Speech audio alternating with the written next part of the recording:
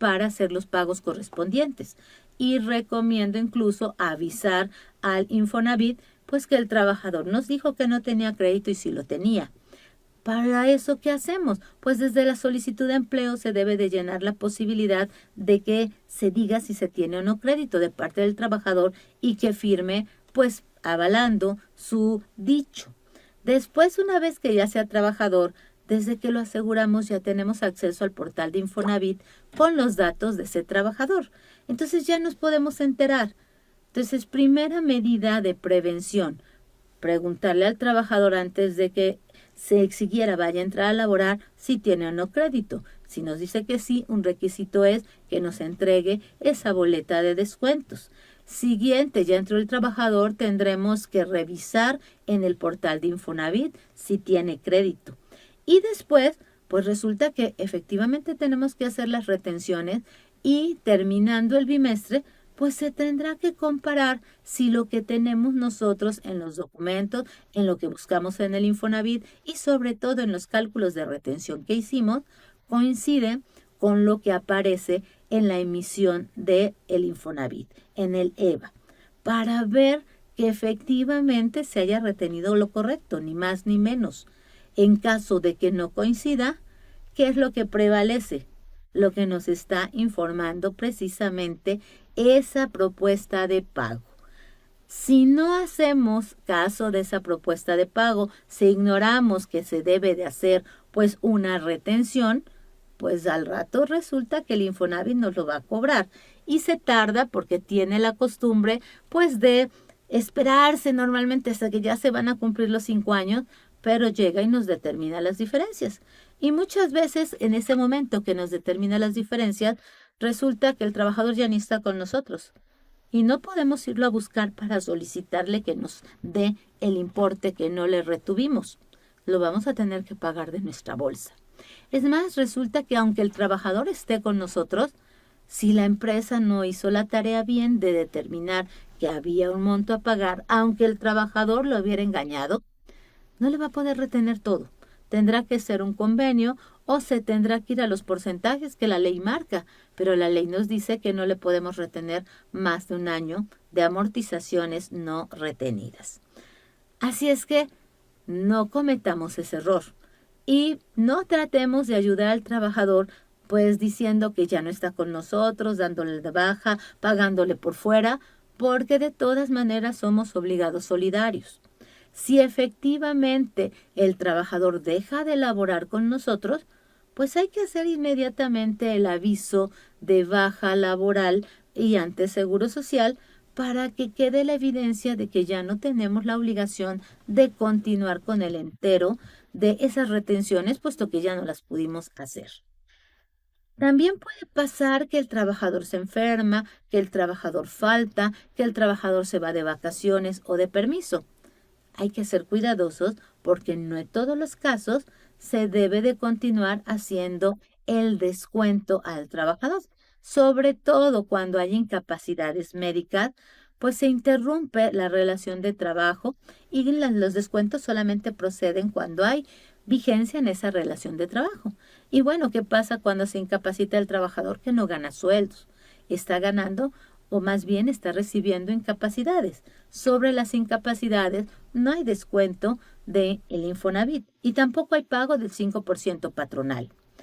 Pero resulta que si el trabajador falta, pues ¿qué es lo que debemos de hacer? Si el trabajador falta, el Seguro Social lo debemos de seguir pagando, pero no así el Infonavit. ¿Por qué? Porque lo mismo no está ganando una remuneración, por lo tanto no le podemos hacer un descuento. Pero si falta el trabajador con permiso, con goce de sueldo, ese es otro panorama. El descuento sí procede. Recordemos también que cuando son periodos de faltas pequeños, pues el trabajador continúa incluso asegurado. Si estamos hablando de permisos mayores, se puede llegar a hacer una suspensión. Bueno, obviamente el trabajador no pierde su trabajo, solamente lo interrumpe dependiendo los términos en que se haya llegado al acuerdo con la empresa.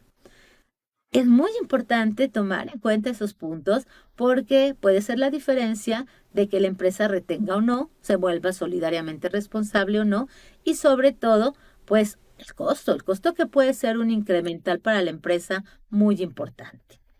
Todos esos descuentos los debemos ir haciendo conforme se va haciendo los pagos de nómina. Y pues habrá empresas que lo hagan por semana, otros por catorcena, otros por quincena, y sé que hasta otros por mes, aunque la Ley Federal del Trabajo no permite periodos de más de 15 días y tratándose de personal operativo no más de 7. Sin embargo, bueno, según le hayan ido reteniendo, pues al final del bimestre, que los bimestres se cuentan empezando el año, es decir, tenemos 6 bimestres, enero, febrero es el primero, marzo, abril el segundo, mayo, junio el tercero, julio, agosto el cuarto, septiembre, octubre el quinto y noviembre, diciembre el sexto. Cada bimestre genera que el patrón haga un pago del 5%, que es un importe directo que él debe pagar, y si hay trabajadores que las retenciones que durante ese bimestre se le hicieron se enteren conjuntamente con el pago del 5% de Infonavit y obviamente las otras cuotas de seguro social. ¿Y cuándo?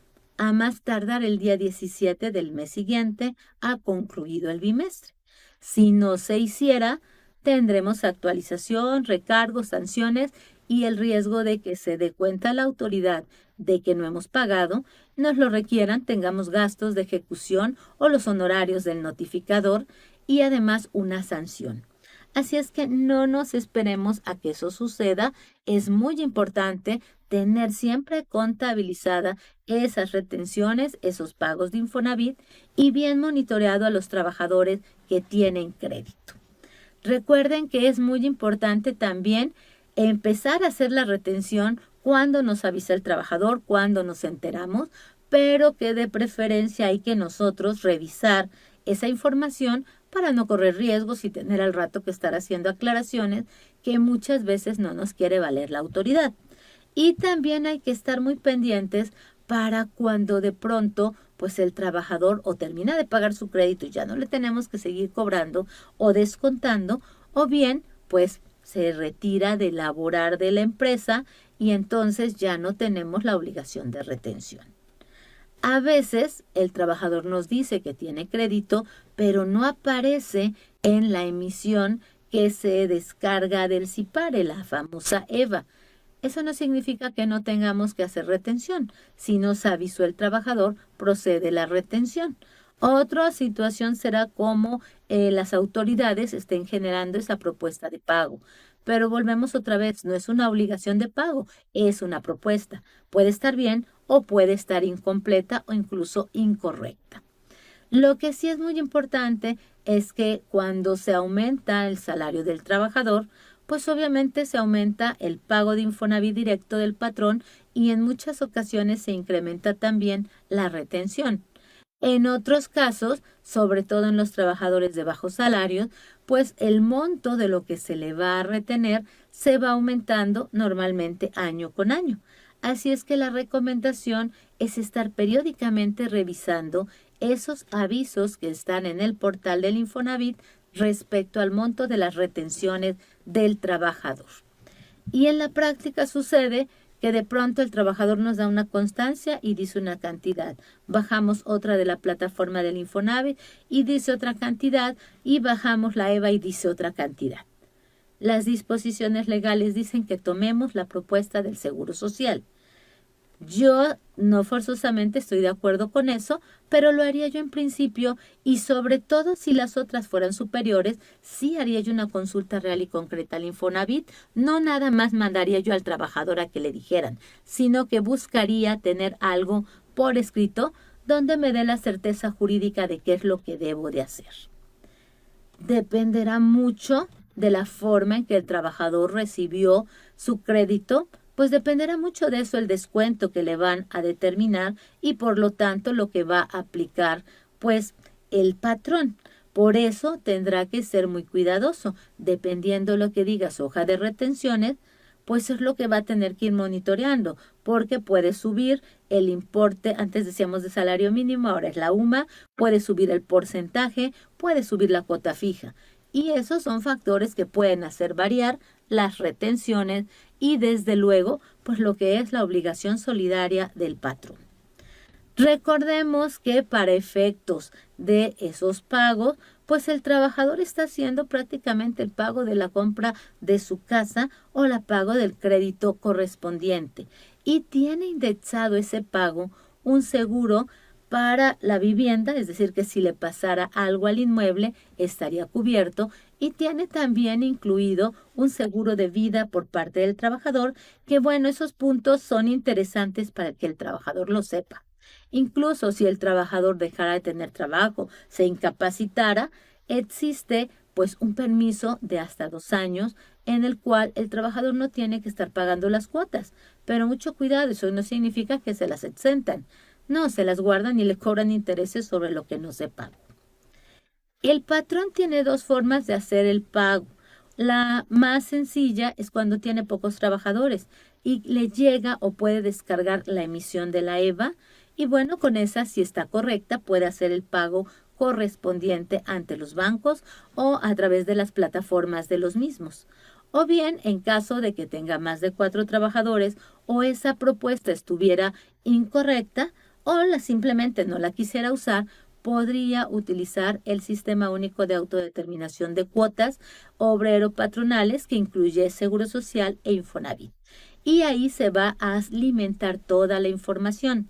Solo que si utilizan esta opción, tengan mucho cuidado de que los parámetros de salarios, de lo que son porcentajes de seguro social, de descuento, lo que son las formas de integrar los salarios bases de cotización y el salario base de amortización, así como los índices, los recargos, entre otros puntos, estén actualizados y correctos, para que la determinación también lo esté. Si no vamos a estar utilizando el sistema, pero lo que nos arroje va a estar equivocado. En la realidad, pues hay una serie de puntos que debemos de considerar y nos podrían dar, pues, problemas. Estos problemas los podríamos nosotros solucionar, pues, conociendo de antemano qué puede pasar. Entre otros puntos, por ejemplo, cuando llega el trabajador, pues a veces no sabemos si tiene o no crédito. De pronto el crédito que tiene es superior incluso a su salario y pues la obligación persiste del descuento. Y el trabajador sería el que tendría que ver si logra que el Infonavit le ajuste el monto, lo que le llamamos una reestructura de su crédito. Pero mientras no lo logre, el patrón tiene la obligación de descontarle, aunque se quedara sin nada.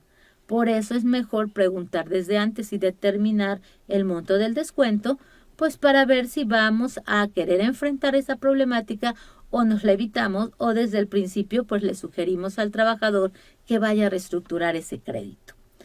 A final de cuentas el patrón pues le tiene que pagar al trabajador y sobre eso se entera el importe del Infonavit, pero le debe de alcanzar por lo menos el dinero que le paga al trabajador para comer y tener por lo menos un salario mínimo y ya el resto se puede utilizar en descuentos, dependiendo la prioridad de los descuentos. Cuidado si de pronto nuestro trabajador tiene pensiones alimenticias, porque ahí ya también tenemos un conflicto. El trabajador es el que tiene que arreglar la situación y muchas veces no se puede solucionar. No es el patrón. Eso no es una intervención del patrón. Luego por andar interviniendo el patrón, obviamente el trabajador se molesta porque no logra nada el patrón.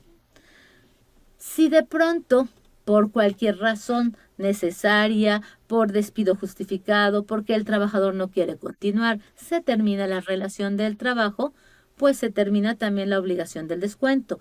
Pero si el trabajador no está de acuerdo de que lo hayan despedido o rescindió justificadamente su contrato de trabajo, cuidado porque el patrón tiene que seguir pagando cuotas obrero-patronales y también se generaría el pago de los descuentos. Aunque muchas veces decimos, es que ya no hay salarios, pero va a haber, porque si nos gana el laudo, pues va a haber salarios caídos.